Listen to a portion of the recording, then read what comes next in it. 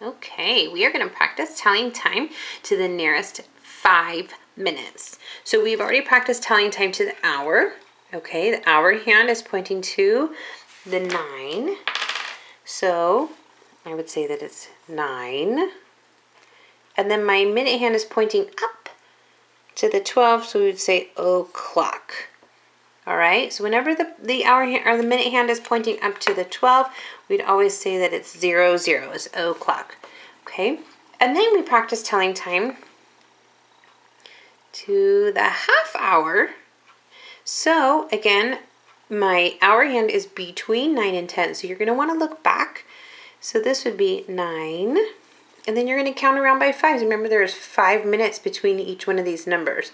So let's just count by 5s. It's a lot faster, right? 5, 10, 15, 20, 25, 30. So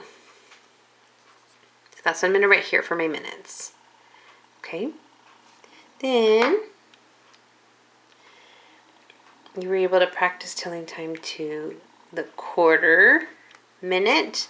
So again, my hour hand is pointing between the 9 and the 10. So I'm going to go to the number that was before. That was 9. Then I'm going to count by 5s. 5, 10, 15. If I go all the way around, here's the other quarter hour. Still, it looks like it's pointing to the 10, but my minute hand hasn't gotten up to the 12 yet. So we're still not quite there.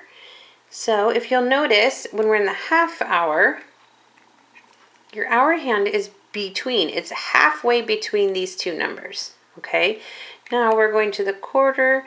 It's still not quite there yet. Okay, look. See, not there yet, but it's getting close.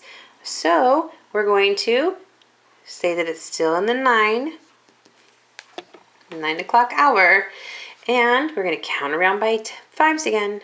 5, 10, 15, 20, 25, 30, 35, 40, 45. Okay, so that's all. These are the things that we've learned. So now we're going to talk about counting to the nearest 5.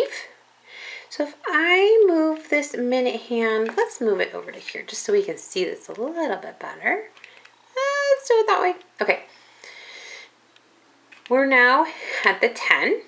Okay, so my hour hand is pointing to the 10. That's the first number I'm going to write. Let's erase all of this so we don't get confused. Here's 10. Okay, and then I'm going to count by 5s. 5. Don't forget to put that 0 there, because otherwise it's going to look like this and it's going to be a 50.